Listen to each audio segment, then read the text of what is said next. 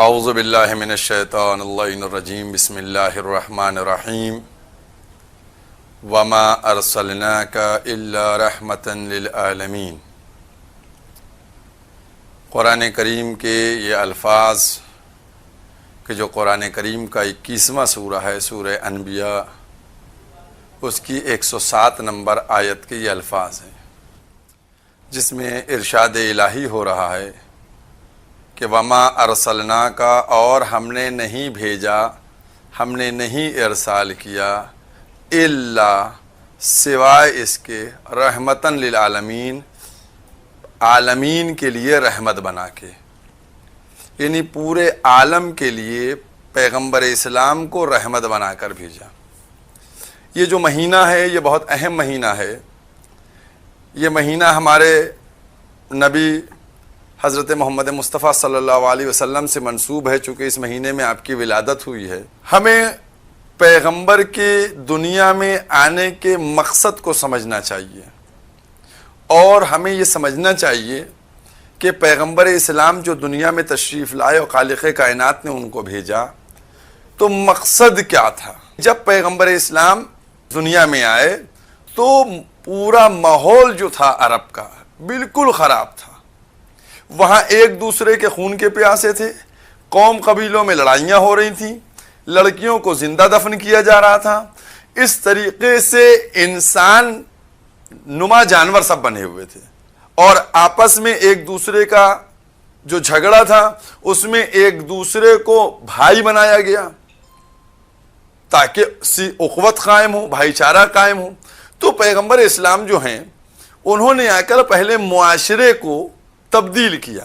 لوگ یہ سمجھتے ہیں کہ پیغمبر اسلام حضرت محمد مصطفیٰ صلی اللہ علیہ وآلہ وسلم کو صرف نبی بنا کر بھیج دیا گیا اور وہ مسلمانوں کے پروفٹ ہیں، مسلمانوں کے پیغمبر ہیں۔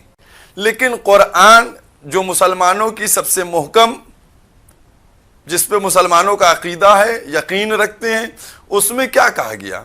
وما ارسلناک الا رحمتاً للمسلمین نہیں کہا گیا۔ اگر للمسلمین کہا جاتا تو یہ بات سمجھ میں آتی کہ پیغمبر جو ہیں وہ رحمت بنا کے مسلمانوں کے لیے بھیجے گئے ہیں۔ لیکن پروردگار عالم کا قرآن کریم میں یہ ارشاد فرمانا کہ ہم نے محمد کو، ہم نے رسول کو نہیں بھیجا، وما ارسلنا کا ہم نے ارسال نہیں کیا، الا سوائے اس کے کہ عالمین کے لیے رحمت بنا کے۔ تو جب پورے سارے جہان کے لیے رحمت بن کے آئے ہیں تو سارے جہان کا مطلب کیا ہے؟ یہ ہر مذہب کے شخص کے لیے رحمت بن کے آئے ہیں۔ ہر مذہب کے شخص کو یہ اپنی رحمت سے نوازنے کے لیے آئے ہیں، کیونکہ پیغمبر اسلام جب رحمت للمسلم عالمین بن کر آئے ہیں تو اس کا مطلب چاہتا اللہ یہ ہے کہ ان کی ذات مقدس سے ہر ایک قوم کا، ہر ایک قبیلے کا، ہر ایک مذہب کا شخص اس سے فائدہ حاصل کر لے، کیونکہ وہ پورے عالم کے لیے رحمت بن کے آئے۔ اور اس وقت کہ جب یہ ربیع الاول کا مہینہ اور جہاں تمام مسلمان پیغمبر کی ولادت کا جشن منا رہے ہیں، میں یہ سمجھتا ہوں کہ مسلمانوں کو اسی میسج کو دوسروں تک پہنچانا کی ضرورت ہے۔ آج جو ہمارے ملک بلکہ پوری دنیا کے اندر کچھ لوگ جو دشمن اسلام ہیں وہ اسلام کا چہرہ مسخ کر کے سامنے لانا چاہ رہے ہیں، تو ان لوگوں کے چہرے کو بے نقاب کرنا چاہیے اور اسلام کا حقیقی چہرہ سامنے رکھنا چاہیے۔ اللہ خود بھیجنے کا مقصد بیان کر رہا ہے، وما ارسلنا کا۔ پہلے دیکھیے نہیں ہے، اللہ نے اس ایک مرحلے کو سمجھنے کی کوشش کیجئے۔ دیکھیے وما ارسلنا کا، اللہ کہہ رہا ہے ہم نے پیغمبر کو نہیں بھیجا، پیغمبر کو ہم نے نہیں بھیجا، ٹھیک ہے، پہلے نہیں ہے، نہیں بھیجا، الا۔ اب اللہ میں اپنے جو عربی سے واقف نہیں ہے، جو نان مسلم ہیں، ان کے لیے بتا دوں، اللہ جو ہے اس کی میننگ وہی ہوتی ہے جو ایکسپٹ کی ہوتی ہے، ای والا ایکسپٹ، سوائے اس کے کہ رحمت بنا کر بھیجا۔ یہ ورڈ اس وقت یوز کیا جاتا ہے کہ جب ساری چیزوں سے انسان کے ذہن کو خالی کرنا ہوتا ہے. تو پیغمبر اسلام جو ہیں وہ انسانیت کے لیے، مانوتا کے لیے ایک ایسا میسج لے کے آئے تھے کہ جہاں ہر طرف امن ہو، ہر طرف شانتی ہو، ہر طرف بھائی چارہ ہو، ہر طرف اتحاد ہو، ہر طرف یکجہتی ہو، جہاں ایک دوسرے کا احترام کرنا چاہیے، جہاں بیٹیوں کی عزت کرنا چاہیے، بیٹوں کو باپ کی عزت کرنا چاہیے، اولاد کو والدین کی عزت کرنا چاہیے. یہ ہے اسلام. اور اسلام کی آپ خصوصیت دیکھیے، اسلام نے زندہ لوگوں کے لیے حق ان کا رکھا اور مردہ لوگوں کے لیے بھی حق رکھا. اسلام نے کہیں یہ نہیں کہا کہ اگر تمہارا پڑوسی مسلمان ہے، اگر تم زندہ کا جنازہ دیکھ رہے ہو، اسلام نے ہر ایک چیز کو بیان کیا. بیمار ہے تو اس کی عیادت کے لیے جاؤ، کیسے جانا یہ بھی ساری چیزیں بیان کر دی گئیں. ٹھیک ہے، اگر کوئی میت جا رہی ہے، جنازہ جا رہا ہے، ارتھی جا رہی ہے، تو یہ نہیں کہا کہ اگر مسلمان کی نہیں، اگر کسی کی بھی ارتھی جا رہی ہے، جنازہ جا رہا ہے تو اس کا احترام کرو. پڑوسی کا، پڑوسی کون سا ہو، مسلم ہو یا نان مسلم، کچھ نہیں کہا. اپنے پڑوسی کا خیال کرو. جس جگہ رہ رہے ہو، جس وطن میں ہو، جو تمہارا وطن ہے، اس سے تمہیں لگاؤ ہونا چاہیے، محبت ہونا چاہیے. یعنی انسان کو پورا انسان کامل بنانے کے لیے، سمپورن انسانیت سے، سمپورن انسانیت کے وہ تمام گہنوں سے آراستہ کرنے کے لیے پیغمبر اسلام کو اللہ نے بھیجا تھا. پیغمبر اسلام کو صادق بھی کہتے تھے سب اور امین بھی کہتے تھے سب. امین کا مطلب کیا ہے؟ اس وقت جب پیغمبر مکے میں موجود تھے، بہت سے لوگ جو پیغمبر کی ذات سے خوش نہیں تھے، وہ پیغمبر کے دشمن بنے ہوئے تھے. لیکن دشمنی پیغمبر سے تھی، لیکن پیغمبر پہ کانفیڈنس اتنا تھا کہ اپنی امانتیں وہ پیغمبر کے پاس سیو کرائے ہوئے تھے. جو اس وقت کے مذہب والے لوگ تھے، مسلمانوں کی بات نہیں کر رہا ہوں میں، نان مسلم، وہ اپنی امانتیں، یعنی پیغمبر ان کی امانتوں کے امین تھے. وہ لوگ جانتے تھے کہ اگر ہمارا پیسہ، ہماری امانت، ہماری دولت سیکیور اگر کہیں پر ہے تو وہ پیغمبر اسلام محمد مصطفیٰ صلی اللہ علیہ وسلم کے پاس ہے. پیغمبر اسلام کی نبوت کا کلمہ، نبی کا نبوت کا کلمہ، رسالت کا کلمہ اگرچہ وہ نہیں پڑھتے تھے، لیکن پیغمبر کے کردار کا کلمہ وہ سب پڑھتے تھے کہ پیغمبر امین ہیں اور صادق ہیں. یعنی جو کہیں گے وہ 100% صحیح ہوگا، سچ کہیں گے، اور جو امانت داری جو کریں گے وہ بھی 100% صحیح اور درست ہوگا. تو ہم کو اسلام کو سمجھنا چاہیے. سمجھ گئے؟ ہمیں اسلام ان لوگوں سے نہیں لینے کی ضرورت ہے کہ جو آج اپنی مرضی کے مطابق اسلام کی تصویر پیش کر رہے ہیں. کیونکہ آج کی دنیا میں سیاست بھی ہوتی ہے، آج کی دنیا میں مکاری بھی ہوتی ہے، اور اس طرف نہیں جانا چاہ رہا ہوں. ہم کو اگر کچھ دیکھنا ہے، لہذا میں اپنے تمام ناظرین کہ جو جس ملک میں ہیں، چاہے جس قوم کے ہیں، چاہے جس قبیلے کے ہیں، ان کو اسلام کی اس تعلیم کو اور پیغمبر اسلام کی اس تعلیم کو سمجھنے کی ضرورت ہے. ہمارے ملک کے اندر جو ہے، جو کہیں پہ بھی دیکھیں آپ، اور ہم تو بہرحال یہاں ہندوستان میں ہیں تو ہندوستان کی بات کریں گے، ملک کے اندر دیکھیں ایک سسٹم چلا ہے. بچہ 2-2.5 سال کا ہوا، اس کو اس کے والدین نے کہا پہلے پلے اسکول میں ایڈمیشن کروا دیا جائے. ٹھیک ہے، پلے اسکول میں ایڈمیشن کرا دیا جائے. اگر ہمارے ناظرین یہ بزرگ جو لوگ ہیں ان سے پوچھیں کہ یہ پلے اسکول 30 سال پہلے تھا، 50 سال پہلے تھا، یہ چلتا تھا؟ نہیں. اسکول کا مطلب ہے پڑھائی کریے، پڑھائی کے لیے جائیے، لیکن پلے اسکول یعنی کھیلنے کا اسکول. پہلے بچوں کا ڈائریکٹ ایڈمیشن ہوتا تھا کے جی میں، نرسری میں. آج پہلے بچوں کو سال بھر پلے اسکول میں پڑھایا جاتا ہے، اس کے بعد ان کو آگے بڑھایا جاتا ہے. کیوں جو پلے اسکول کا چل رہا ہے؟ دیکھیے اس کا ریزن کیا ہے. اب جو مزاج کی اور اس شعور کی بات کرنے والے مفکر تھے، انہوں نے بچوں کی مینٹلٹی کے اوپر غور کیا اور ریسرچ کی اور تحقیق کی. تو انہوں نے کہا کہ پہلے آمادہ کرنے کی ضرورت ہے، آمادہ کیا جائے. جب آمادہ کیا جائے ہو جائے تب ڈیلیور کیا جائے، تب ڈیلیور کیا جائے. لہذا ہوتا کیا تھا، بچہ کلاس کے اندر آیا، انہوں نے کہا چلو اے بی سی ڈی پڑھو. اب بچہ رونے میں لگا، وہ اے بی سی ڈی کہاں پڑھے گا؟ لہذا وہ گیا بچہ اور روتا ہوا چلا آیا. پہلے اب کیا ہوتا ہے، بچہ جیسے اسکول میں گیا تو کہیں پر اس کو مرغے کو دکھایا گیا، کہیں پر اس کو مرغی دکھائی گئی، کہیں پہ اس کو خرگوش دکھایا گیا، کہیں پر اس کو بلی دکھائی گئی، کہیں پر اس کو بال رکھا دکھایا گیا. اب بچہ ان تمام چیزوں کو دیکھ کر متاثر ہونے لگا. اب بچہ دیکھیے رو نہیں رہا ہے. اب اسی طریقے سے انہوں نے پڑھانا شروع کیا. کبھی ایپل دکھایا کہ اے فار ایپل ہوتا ہے، کبھی بال دکھایا بی فار بال ہوتی ہے، کبھی سی دکھایا سی فار کیٹ ہوتی ہے، کبھی ڈی دکھایا ڈی فار ڈاگ ہوتا ہے. تو اب بچہ کھیلتا جاتا ہے اور اے بی سی ڈی کو قبول کرتا چلا جاتا ہے.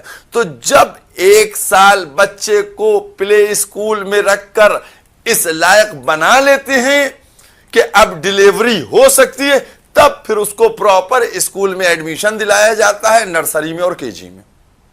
اب وہ پڑھنے لگتا ہے. تو پہلے ذہنیت کو آمادہ کرایا جاتا ہے، پہلے مزاج کو بنوانے کی ضرورت ہے.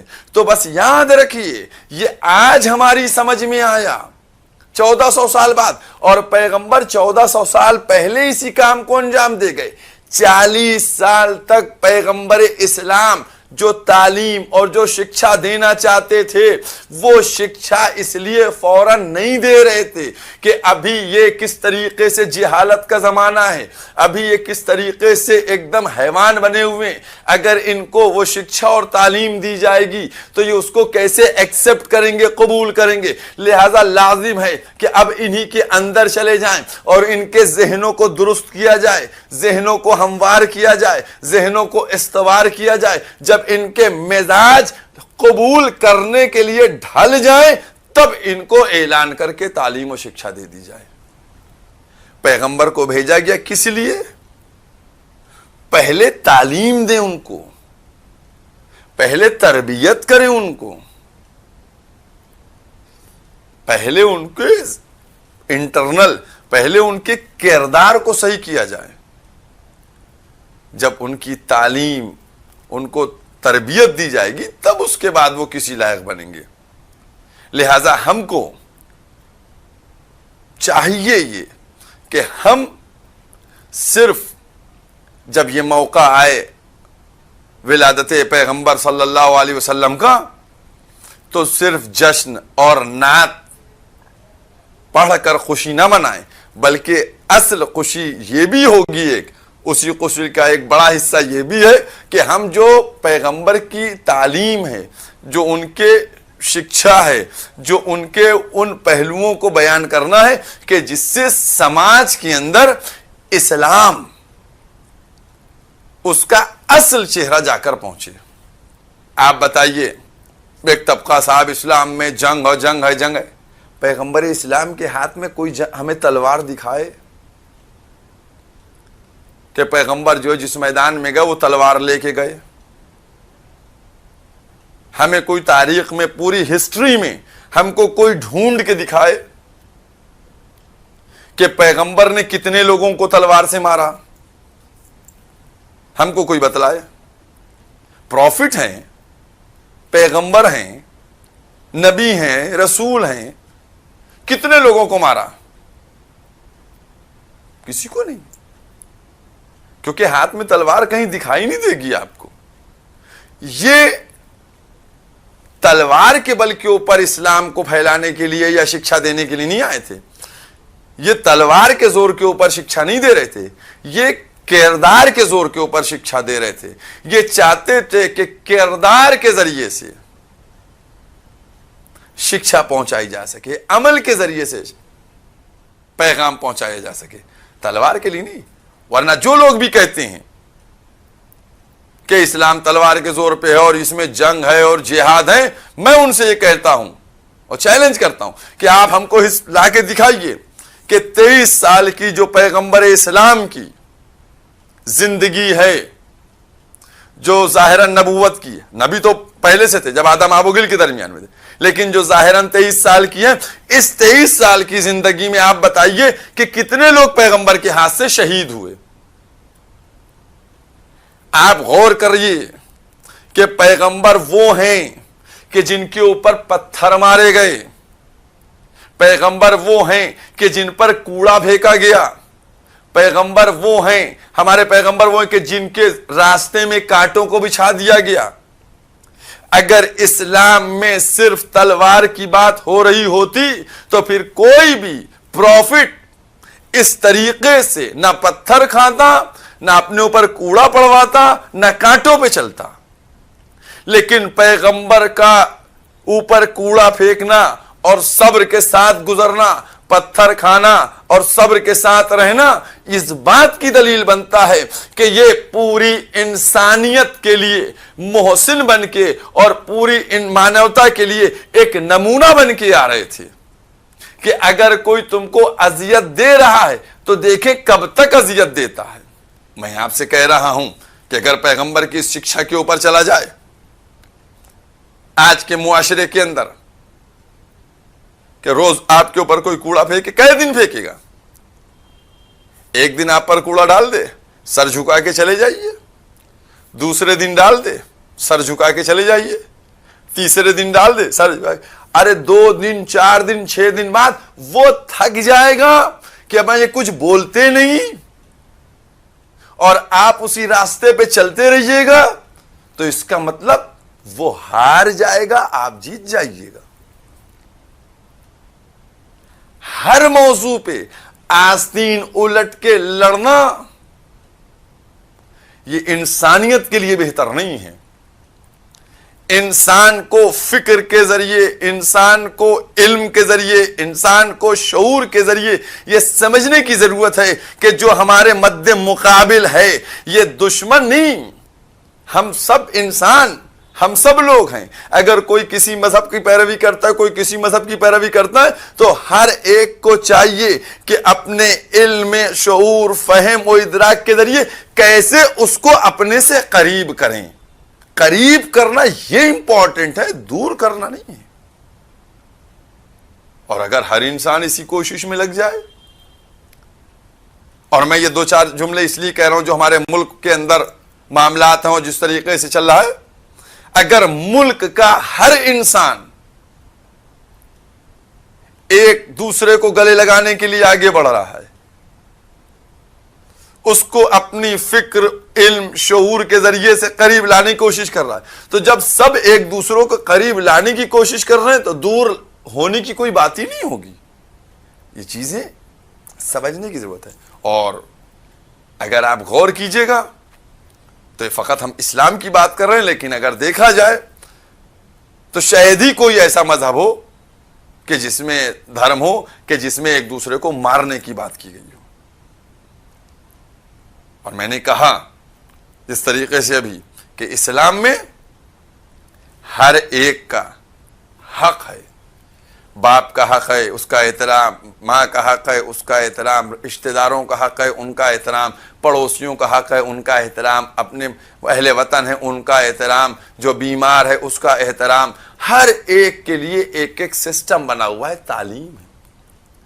اور پھر یہ ایک بات بتا دوں کہ یہ آپ کا حق ہے اور یہ پن ہے, یہ نیک کام ہے, یہ عادت میں شمار ہوگا, یہ اچھائی میں شمار ہوگا, جزا ملے گی ہم کو. کسی بھی مقام کے اوپر جب ضرورت ہو تو ہم کو اس کو اس انداز سے دیکھنا چاہیے، اس پہلو سے دیکھنا چاہیے کہ جس کے لیے وہ آیا. اور آپ یاد رکھیے گا کہ پیغمبر اسلام کے بعد اسی طریقے سے جو بھی جانشین پیغمبر ہے وہ پوری مانوتا کی بات کرتا ہوگا. اور ایک اشارہ کر دوں جو بالکل آیا ہے، چاہے مولا کائنات علی ابن ابی طالب علیہ السلام کا زمانہ ہو، انہوں نے بھی کس طریقے سے اپنے دور اقتدار میں، اور چاہے امام حسن کا زمانہ ہو یا امام حسین کو آپ دیکھ لیجئے کہ امام حسین نے کربلا میں آ کر کیا کیا. کوئی حکومت کی لڑائی تھی، کوئی سلطنت کی لڑائی تھی. یزید ایک انسان ایسا دہشت گرد کہ جو اپنی دہشت کے ذریعے سے سب کو قابو میں کرنا چاہ رہا تھا. اور دیکھیے وہی شکشا تھی، وہی والی شکشا تھی کہ جب امام حسین کربلا کی طرف جا رہے تھے تو جناب حر انہوں نے امام حسین کے قافلے کو روکا. اس وقت ان کا 1000 کا لشکر تھا. اگر امام حسین چاہتے تو راستہ روکنے والے کو وہیں ختم کر دیتے. لیکن اسلام کی شکشا کیا ہے؟ خوریزی نہیں ہے. لہذا آپ نے حر کو وہاں پر جنگ نہیں کی، بلکہ جب تک سامنے والا، بس ایک سینٹنس ہے اور اسی کو سمجھ لیجئے، جب تک سامنے والا حملہ نہیں کرتا ہے تب تک ان اسلام میں جو تلوار چلائی گئی ہے وہ اپنی جان بچانے کے لیے تلوار چلائی گئی ہے، کسی کی جان لینے کے لیے تلوار نہیں چلائی گئی ہے. اور آپ کربلا میں جا کر دیکھیے، جب روز کوفے سے لشکر آ رہے تھے چھوٹے چھوٹے کربلا، امام حسین کربلا میں موجود ہیں، عباس ولی اکبر جیسے موجود ہیں، بہادر شجاع. معلوم دیا کوفے سے 4000 کا لشکر آتا، یہاں امام حسین اس کو جنگ کر کے ختم کر دیتے. پھر 2000 کا لشکر آیا، پھر اس کو ختم کر دیتے. پھر 5000 کا لشکر آیا، اس کو ختم کر دیتے. لیکن امام حسین ایسا نہیں کر رہے ہیں. وہاں سے لشکر پہ لشکر آ رہے ہیں، حد یہ کہ لاکھوں کی تعداد میں آ کر کربلا میں فوجی جمع ہو گئے. لیکن امام حسین اس وقت تک جنگ کی بات نہیں کرتے جب تک وہ آپ پر حملہ نہیں کرتا ہے. جب اس نے حملہ کیا تو انہوں نے اپنی جان بچانے کے لیے، اور پھر بھی 6 مہینے کے بچے جیسے کو بھی قربان کر کے پہچانوایا کہ یہی اسلام کی شکشا ہے کہ کبھی بھی کسی دہشت گرد، کسی آتنکواد کے سامنے جھکنے کی ضرورت نہیں ہے. اگر بچے کی بھی قربانی دینا پڑے تو دے دو، تاکہ جب اس طریقے کی قربانیاں دے دی جاتی ہیں تو پھر جو دشمن ہوتا ہے وہ ہمیشہ کے لیے مر جاتا ہے. کیونکہ مانوتا پکارتی ہے، انسانیت پکارتی ہے کہ جس نے 6 مہینے کے بچے کی جان لے لی وہ انسان نہیں ہو سکتا ہے، وہ صرف اور صرف حیوان ہوگا. تو یہی ہماری تعلیم ہے دین کی، اور ہماری اسی میسج کو، اسی پیغام کو ہر ایک کو، میں کسی ایک کی بات نہیں کہہ رہا ہوں، میں نے اسی لیے قرآن کے اس چیز کو لے کے آگے بڑھا ہوں کہ جہاں کے اوپر پورے عالم کی بات کی گئی ہے، چاہے کسی مسلک سے، چاہے کسی مذہب کا کوئی آدمی ہو، اس کو اسی شکشا کے ساتھ آگے بڑھنا چاہیے. بیمار کے ساتھ اس کی عیادت کرنا چاہیے، بھوکے کے ساتھ اس کو غذا کی پہنچانا چاہیے، وطن پڑوسی سب کے ساتھ رکھنا چاہیے. تو ہمارے ملک کے اندر، معاشرے کے اندر، سماج کے اندر ایک اچھا میسج جائے گا، اور سماج اسی طریقے سے پھلے گا، پھولے گا اور بڑھے گا، ترقی کرے گا جب ہم سب مل کے کام کریں گے. یہی ہمارا میسج ہے. وآخر دعوانا الحمدللہ رب العالمین. یا رسول یا رسول یا رسول یا رسول صلی اللہ علیہ وسلم صلی اللہ علیہ وسلم. ناظرین،